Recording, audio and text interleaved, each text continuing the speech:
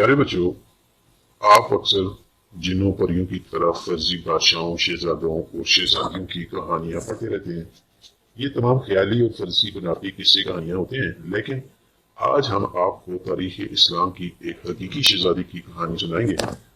यकीनन आप ये कहानी सुनकर लुत्फ महसूस होंगे और महसूस करेंगे कि आप माजी में बादशाहों के महलों में और जंग के मैदानों में घूमते फिरते सारे मनाजर बर्पा होते अपनी आंखों से देखते। ऐसी कहानी यकीनन आपने इससे कबल न सुनी होगी और न पढ़ी होगी।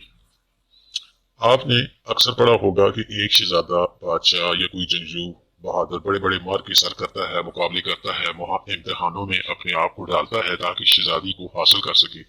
लेकिन इस कहानी में मामला ही कुछ और है। जंग होती है, फतह भी होती है, लेकिन शहजादी का क्या बनता है ये तो आपको वीडियो देख के पता चलेगा।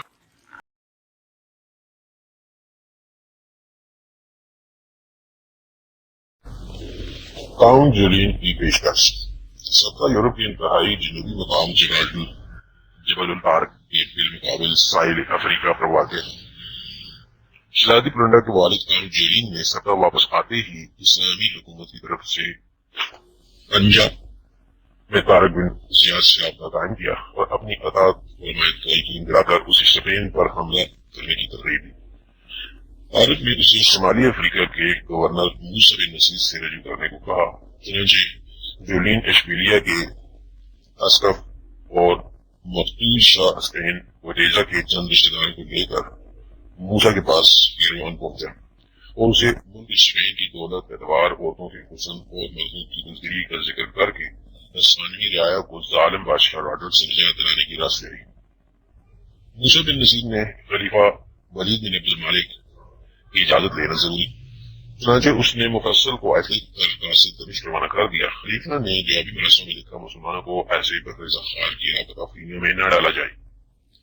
मूसा ने दोबारा खात्मे में यकीन दिलाया कि अंदरस का साहिल बिल्कुल सामने ही नजर आता है, सिर्फ 13 मील चौड़ा समुद्र बीच में है, फौज की बर्बादी का कोई अंदेशा नहीं। इस पर वलीद ने इजाजत दे दी।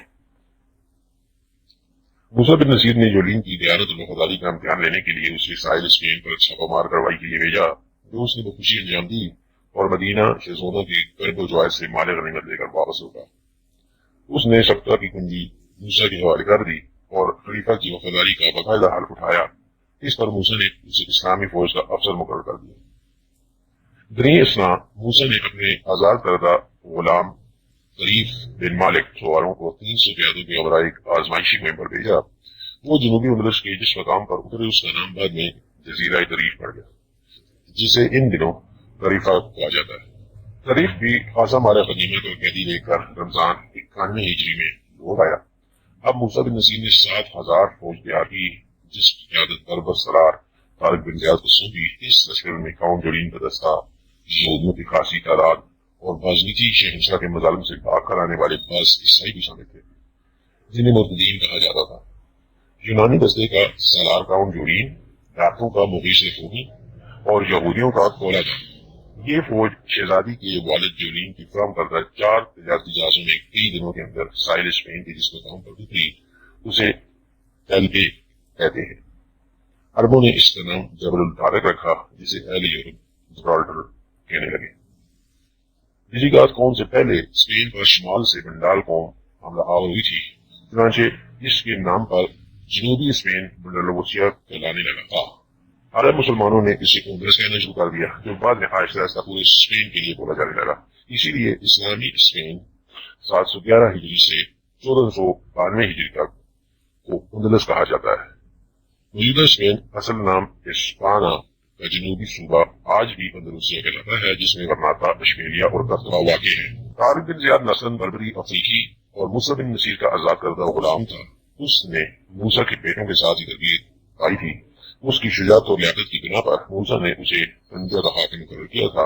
तंजा सत्ता के मगरब में साहिल मशरक पर वाक़ है, जहाँ पेरिकॉर्निस अटलांटिक ओशन का आगाज होता है।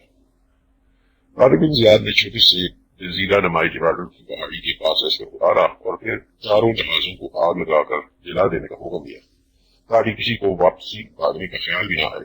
इलामा इकबाल ने इस वाक़े को यूं नज़म किया है: तारिक तो बरकनाए उंदलस सफीन सो, गुफ्तन कार तोबा नगाए खुद खतास्त, نورم السواد وطن باز چون رسیم ترک سبب ضرور شریعت کو جا رواست خندید و دست خویش با شمشیر برد گفت ہر ملک ملک ماست ملک خداست۔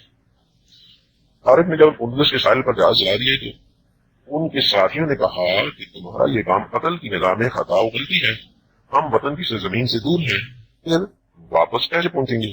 واپسی کے لیے اسباب و ذرائع کو ترک کرنا شریعت کے روح سے بھی درست اور جائز نہیں۔ وہ طارق ہنسا اور اپنا ہاتھ تلوار کی طرف بڑھاتے ہوئے پرجوش بولا، ہر ملک ہمارا ملک ہے کیونکہ وہ ہمارے خدا کا ملک ہے۔ نبی کریم صلی اللہ علیہ وآلہ وسلم کی اشارت۔ طارق بن زیاد نے راستے میں جہادی سفر کے دوران خواب دیکھا کہ رسول اکرم صلی اللہ علیہ وآلہ وسلم مہاجرین و انصار کے درمیان تشریف فرما ہے، صحابہ کرام تلواروں اور ڈھالوں سے آراستہ ہیں اور سرکار دو عالم طارق سے فرماتے ہیں، طارق اسی شان سے قدم آگے بڑھائی جاؤ۔ پھر یہ دیکھا کہ رحمت العالمین صحابہ کرام کے رمض سے داخل ہو گئے، آگے آگے آپ چلے جا رہے ہیں اور طارق اس مقدس جماعت کے پیچھے پیچھے ہے۔ گورنر تجمیر کا ہولناک پیغام۔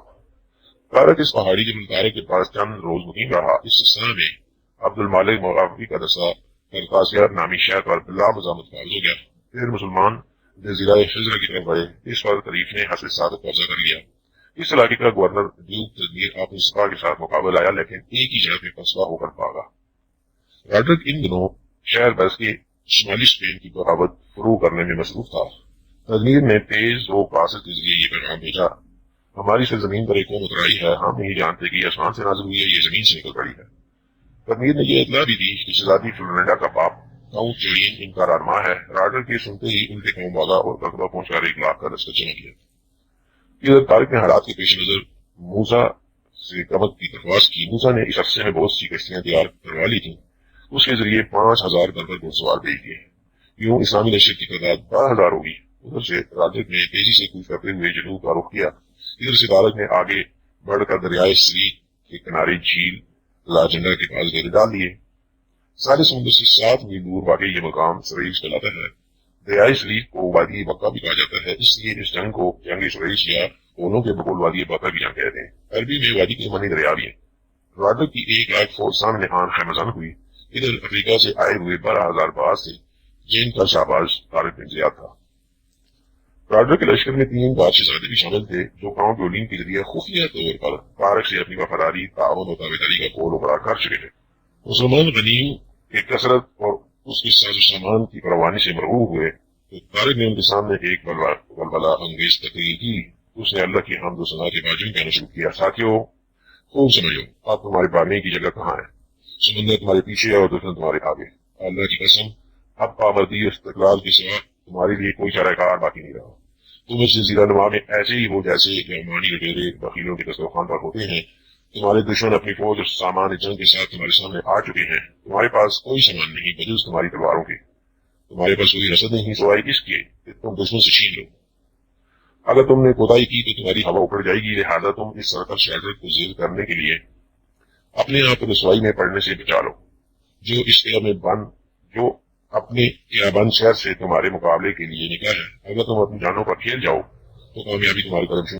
میں تمہیں کوئی ایسی دعوت نہیں دے رہا جسے خود قبول کرنے کو تیار نہ ہو۔ میں تمہیں ایسے مقام پر لایا ہوں جہاں سب سے سستی انسانوں کی جانیں ہیں، اور سب سے پہلے میں اپنے آپ کو پیش کرتا ہوں۔ دوستو، تم اس جزیرہ نما میں اللہ کا کلمہ اور اس کا دین پر بلند کرنے آئے ہو اور اس کا ضرور اجر پاؤ گے۔ یہاں کا مال غنیمت صرف تمہارے واسطے ہے۔ تم اپنے عزم پر استوار رہو گے تو اللہ تمہاری مدد کرے گا اور دونوں جہانوں میں تمہارا نام باقی رہے گا۔ اگر میں حملہ کروں تو تم بھی ٹول کرو، اگر میں رک رہا ہوں تو تم بھی رک جانا۔ جب دونوں گولی ٹکرائیں گی تو میں خاص طور پر اس سرکش راجت کی طرف رخ کروں گا۔ اگر میں اس کا کام تمام کرنے کے بعد مارا جاؤں تو میں تمہارا کام پورا کر جاؤں گا۔ تم بہادر اور عقلمند ہو، اس کے بعد تم اپنے کام خود سنبھال سکتے ہو، اور اگر میں اس تک پہنچنے سے پہلے ہی مارا جاؤں تو تم میرے اس عزم کو پورا کرنا اور اس پر حملہ آور مل کر اسے کیفر کرزا تک پہنچانا اور اس جزیرہ نما کی فتح مکمل کر دینا، کیونکہ اس کے قتل کے بعد ان لوگوں کی ہمتیں پست ہوں گی۔ ساتھیوں، اگر میں قتل ہو جاؤں تو غمگین نہ ہونا اور آپس میں جھگڑ کر ایک دوسرے سے نہ لڑنا۔ اگر تم دشمن کے سامنے پیٹ پھیرو گے تو تم قتل اور گرفتار ہو کر برباد ہو جاؤ گے۔ خبردار پستی قبول نہ کر لینا اور خود کو دشمن کے حوالے نہ کر دینا۔ تمہارے لیے مشقت اور جفا کشی کے ذریعے عزت اور شرف اور آرام و راحت اور حصول شہادت کے ساتھ ثواب آخرت مقدر کیا گیا ہے۔ یہ ساتھ میں حاصل کرنے کے لیے آگے بڑھو۔ اب میں حملہ آور ہوں گا اور اس اچھا جنگل انشاءاللہ آ جاؤ